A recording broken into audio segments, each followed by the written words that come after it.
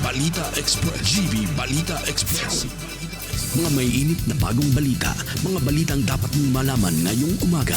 GB Balita Express. GB Balita Express. Mga balitang kinalap ng buong puwersa ng GB 99.9 Batangas. GB Balita Express. GB Balita Express. Mga balita sa loob at labas ng Timog Katagalugan. GB Balita Express. GB Balita Express. Narito na ang GB Balita Express. Magandang umaga mga ka-vibes, kayo ay nakatutok sa GV Balita Express sa programang Good Vibes Morning. Kasama niyo po ang inyong lingkod, DJ Frankie, at kasama rin natin in the studio, Student Jock Tinay at si DJ Joey Boy on the line, keeping you GV informed, GV aware, and GV updated. Muli, ito po ang GV Balita Express. 13 minutes makalipas ang alas 7 ng umaga, hatid sa atin ng RightMed. Dahil gusto ng RightMed na gumaling kayo. Para sa ating headlines, balita. PBBM muling pinagtibay ang matibay na ugnayan ng Philippines at Japan. Dagdag singil sa kuryente, nagbabadyang ipatupad ng Meralco ngayong Pebrero. Edukasyon, pangunahing prioridad hanggang 2028 ayon kay Presidente. Mga ahensya nagkaisa para buhayin ang industriya ng baboy sa Calabarzon. Regional Most Wanted arestado sa Malvar. Bangkay natagpuan sa gilid ng kalsada sa Tanawan City, Batangas. Libre na may allowance pa. NC2 training bukas sa Batangas City. At para sa ating weather update, 2 low pressure area posibleng mabuo malapit sa Pilipinas bago ang Valentine's weekend ayon sa Pag-asa. Para sa detalye ng balita, muling pinagtibay ni Pangulong Ferdinand Marcos Jr. ang matibay na ugnayan ng Philippines at Japan matapos batiin ang bagong halal na Prime Minister ng Japan na si Sanei Takaichi. Personal na binati ng Pangulo si Takaichi matapos ang malinaw na tagumpay ng Liberal Democratic o LDP na inilarawan niya bilang isang landslide victory. But para sa karagdagang detalye ng balita, DJ Joey Boy, pasok. GB Balita Express. DJ Frankie, binati nga ni Pangulong Ferdinand Marcos Jr. si Japanese Prime Minister Sanei Takaichi matapos ang kanyang malinaw na tagumpay sa ginanap na snap election sa Japan noong Pebrero 8 na nilarawan ng Pangulo bilang matibay na mandato sa Japan. Ayon kay Marcos, ang panalo ng Liberal Democratic Party o LDP sa pamumuno ni Takaichi ay isang landslide victory na nagpapakita ng matatag na kumpiyansa ng publiko sa bagong liderato ng Japan. Binigyang diin ng Pangulo na nananatiling malapit na kaibigan at maaasahang katuwang ng Pilipinas ng Japan, lalo na sa usapin ng pagpapanatili ng kapayapaan at katatagan sa rehiyon. Ipinahayag din niya ang pagnanais ng Pilipinas na higit pang palalimin ang ugnayang bilateral at palawakin ang kooperasyon sa iba't ibang larangan sa ilalim ng bagong administrasyon ng Japan. Bilang kasalukuyang tagapangulo ng ASEAN, sinabi ni Marcos na nakahanda ang Pilipinas na makipagtulungan sa Japan sa pagsusulong ng katatagan, mas matibay na kooperasyon at inklusibong pag-unlad sa Indo-Pacific region. Para sa GV Balita Express, ito si DJ Joey Boy sa GV 99.9, Your Good Vibes.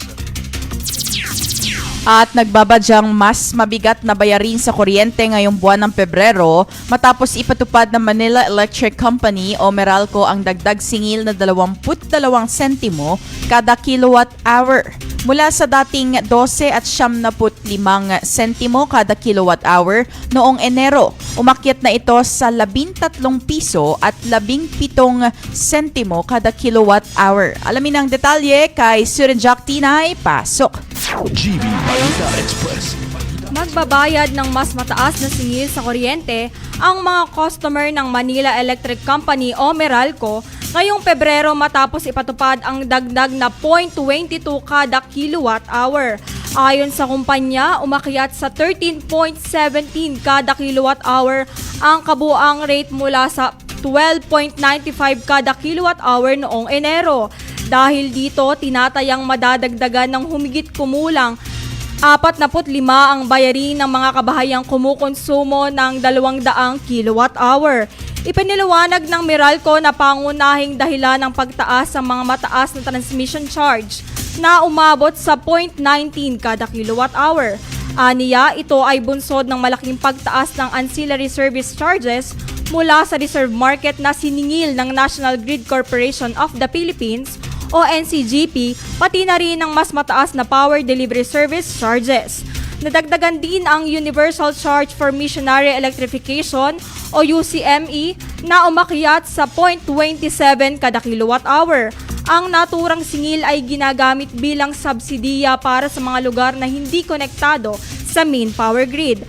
Sa kabila nito, nakatulong na bahagyang maibsan ang pagtaas dahil sa pagbaba ng generation charge na 0.10 kada kilowatt hour na ngayon ay nasa 7.63 kada kilowatt hour. Bumaba rin ang singil mula sa independent power producers ng 0.81 kada kilowatt hour na nakatulong upang ma-offset ang pagtaas ng presyo mula sa wholesale electricity spot market o WESM at mga power supply agreement. Para sa GB Balita Express, ito si SJ Tinay sa GB 99.9, Your Good Vibes. At edukasyon ang prioridad ng Administrasyong Pangulong Marcos Jr. hanggang 2028. Ito ang tiniyak ng Pangulo ng paglagda niya ng Memorandum of Agreement sa pagitan ng DepEd at mga lokal na pamahalaan upang mabilis ang pagtatayo ng mga silid-aralan sa bansa. Narito ang karagdagang detalye. GB Balita Express. Nangako si Pangulong Ferdinand Marcos Jr. nitong Miyerkules na gagawing pangunahing prioridad ang kanyang administrasyon ang sektor ng edukasyon sa nalalabing panahon ng kanyang panunungkulan. Kasabay ng patuloy na pagsisikap ng pamahalaan na matugunan ang kakulangan sa mga silid-aralan at mapabuti ang kalagayan ng pagkatuto ng mga mag-aaral. Ginawa ng Pangulo ang pahayag sa harap ng mga opisyal na lokal ng pamahalaan at guro at mag-aaral sa seremonya ng paglagda sa Memorandum of Agreement sa pagitan ng Department of Education at mga local government unit para mas mapabilis ang konstruksyon ng mga silid-aralan sa bansa. Ayon kay Marcos, malaki ang hamong kinakaharap ng sektor ng edukasyon. Ngunit may pagkakataon na umanong maitama ang ilan sa mga ito upang mabigyan ang mga estudyante ng mas maayos na kapaligiran sa pag-aaral. Sa ilalim ng Memorandum of Agreement na ito, naglaan ang pamahalaan ng 9.6 billion pesos para sa unang yugto ng pagtatayo ng mga silid-aralan na magdadagdag ng 4,000 na bagong classrooms sa buong bansa. Kabilang dito ang 1,200 na silid-aralan na itatayo ng mga pamahalaang panlalawigan at 2,800 na prefabricated classrooms na kukunin ng DepEd. Bahagi ang proyekto na ito ng mga mas malaking 85.39 billion pesos na pondo para sa basic education facilities sa ilalim ng 2026 General Appropriations Act o GAA. Sinabi ng Pangulo na makatutulong ang mga inisyatibong ito upang mabawasan ang kakulangan sa silid-aralan na umaabot sa 145,000 units nitong Desyembre 2025. At bukod sa Memorandum of Agreement na ito, binanggit din ng Pangulo na isusulong ng DepEd ang mga Public-Private Partnership o PPP scheme upang lalo pang matugunan ang kakulangan sa mga pasilidad. Hindi lamang pagtatayo ng silid-aralan ang bibigyan diin ng Pangulo, kundi pati ang pagpapalakas ng internet connectivity sa mga paaralan. Sa kasalukuyan, halos 34,000 na pampublikong paaralan ang may internet access. Target ng pamahalaan na magdadagdagan pa ito sa higit na 14,000 classrooms, lalo na sa liblib at kulang sa serbisyong lugar. Samantala, iniulat din ng Pangulo na nakakita na ang pagbuti sa kakayahan sa pagbasa at pagkatuto ng mga estudyante sa ilalim ng Academic Recovery and Accessible Learning o ARAL program at plano ng administrasyon na palawakin pa ito. Ipinahayag ni Palace Press Officer Undersecretary Claire Castro na ikinagalak ng Pangulo ang naging desisyon ng House of Representatives na tuluyang ibasura ang mga impeachment complaint na inihain laban sa kanya. Para sa GV Balita Express, ako po si DJ Frankie sa GV 99.9, Your Good Vibes. At sa kabilang banda, nagkaisa ang ilang ahensya ng pamahalaan upang muling pasiglahin ang lokal ng industriya ng pagbababoy sa Calabarzon at formal ng inilunsad ang Swine Industry Recovery Project o SIRP na layuning palakasin ang produksyon at kabuhayan ng mga magbababoy sa rehiyon sa gitna ng patuloy na bantang dulot ng African Swine Fever o ASF. Mula sa ulat pa, kay DJ Joey Boy, pasok. GB Balita Express. Nagkakaisang inilunsad ng ilang ahensya ng pamahalaan ang isang proyekto upang muling pasiglahin ang lokal na industriya ng baboy at palakasin ang kabuhayang agrikultural sa Calabarzon Region. Pinangunahan ng Laguna State Polytechnic University o LSPU, katuwang ang Agricultural Training Institute o ATI at ang lokal na pamahalaan ng Siniloan, Laguna ang inisyatibang tinawag na Swine Industry Recovery Project.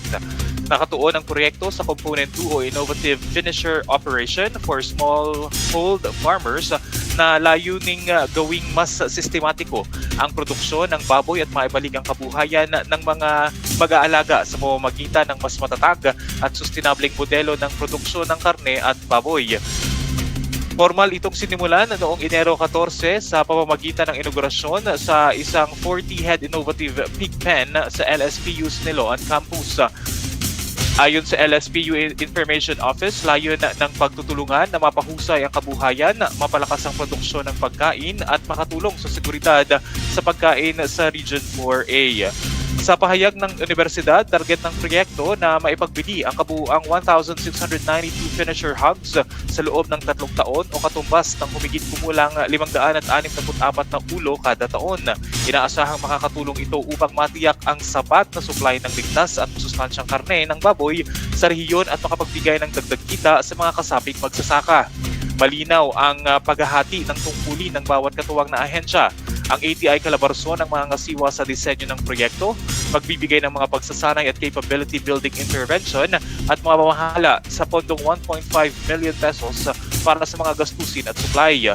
Bilang katuwang mula sa akademya, magsisilbing implementer ang LSPU Siniloan sa pamamagitan ng pagbibigay ng lupa, tauhan at pangangasiwa ng pang-araw-araw na operasyon sa loob ng 3 taon o hanggang sa mabayaran ang proyekto sa pamamagitan ng in-kind arrangement. Samantala, titiyakin ng lokal na pamahalaan ng Siniloan ang technical na suporta at serbisyong veterinaryo kabilang ang deworming at pagbibigay ng gamot upang mapanatili ang kalusugan at produktibidad ng mga alagang baboy. Ayon pa sa LSPU, sa pamamagitan ng pagsasanib ng technical na suporta, community-based learning at angkop na pasilidad, layo ng proyekto na suportahan ang mas malawak na programa ng Department of Agriculture para sa kabuhayang nakabatay sa pag-aalaga ng baboy at matiyak ang pangmatagalang katatagan ng industriya.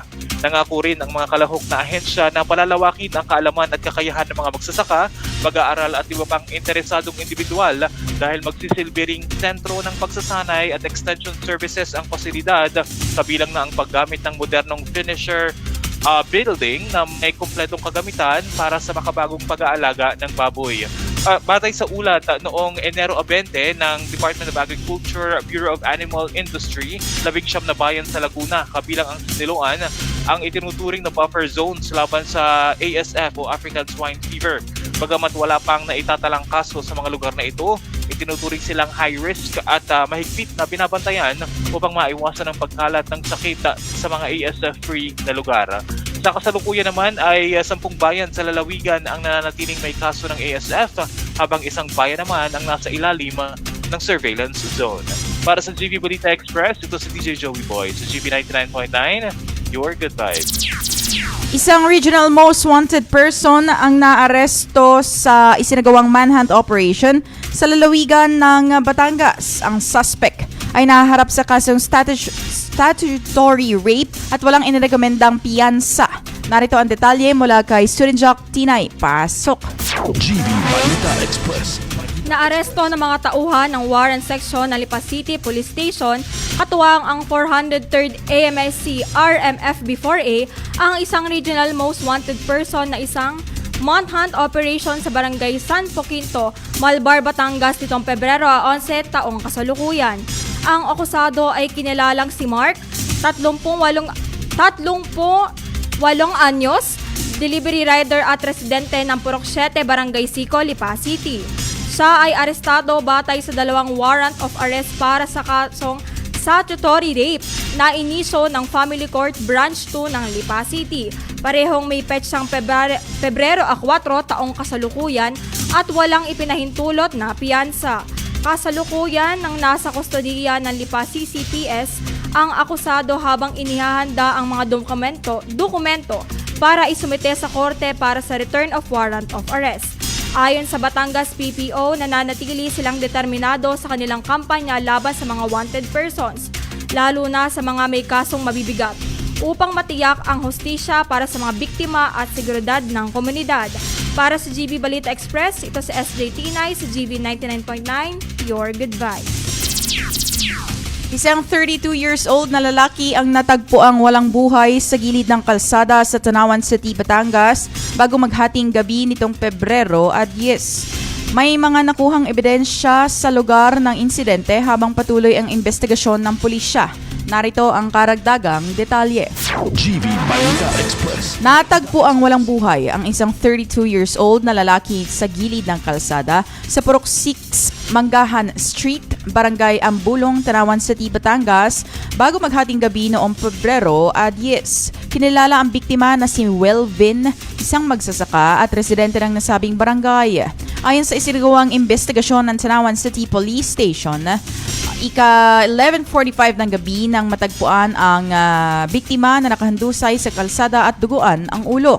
Nadiskubre ito ng isang residente at agad ni-report sa barangay. Bandang 1:00 ng madaling araw ng February 11 nang makatanggap ng tawag ang pulisya mula sa opisyal ng barangay kaugnay ang insidente. Natagpuan sa tabi ng biktima ang isang itim na helmet at isang motorsiklo na pananiniwala ang minaneho niya. Sa isinagawa pag-i-inspeksyon sa lugar, na-recover ng otoridad ang 2 basyo ng bala. Humingi ng tulong ang pulisya sa SOCO para sa masusing pagproseso ng pag-iimbestiga. Patuloy pa rin ang isinasagawang pag-review ng mga CCTV camera sa paligid upang matukoy ang suspect sa krimen. Para sa GB Balita Express, ako po si DJ Frankie. Sa GB 99.9, Your Good Vibes. At may libreng pagsasanay para sa mga nais pumasok sa industriya ng contact center dito sa Batangas City. Nag-aalok ang Access Data Quality Training Center Incorporated ng libreng Contact Center Services NC2 training na may kaakibat pang allowance para sa unang 25 na makakapag-enroll. Ang buong detalye ihahatid ni DJ Joey Boy. GB Balita Express. Mga ka-vibes, nag-aalok nga ang isang training center ng libreng Contact Center Services NC2 training para sa mga kwalipikadong aplikante sa lungsod ng Batangas.